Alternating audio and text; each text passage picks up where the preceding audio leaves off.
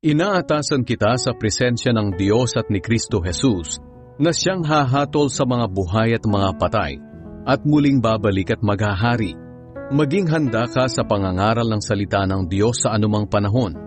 Ilantad mo ang mga maling aral, pagsabihan ng mga tao sa mga mali nilang gawain, at patatagin ang pananampalataya nila sa pamamagitan ng matiyagang pagtuturo.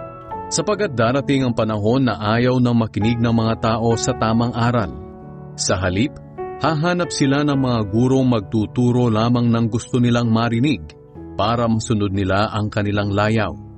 Hindi na nila pakikinggan ang katotohanan at babaling sila sa mga aral na gawa-gawa lang ng tao.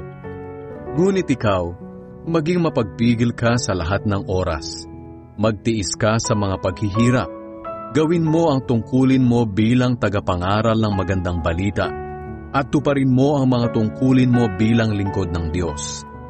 Ang buhay ko ay iaalay na dahil dumating na ang panahon ng pagpanaw ko. Puspusan akong nakipaglaban sa paligsahan. Natapos ko ang dapat kong takbuhin. Nanatili akong tapat sa pananampalataya. At ngayon, may inilaan ang Diyos sa akin na korona ng katuwiran. Ibibigay ito sa akin ng makatarungang Panginoon sa araw ng paghuhukom niya. At hindi lang ako ang bibigyan, kundi maging ang lahat ng nananabik sa pagbabalik niya.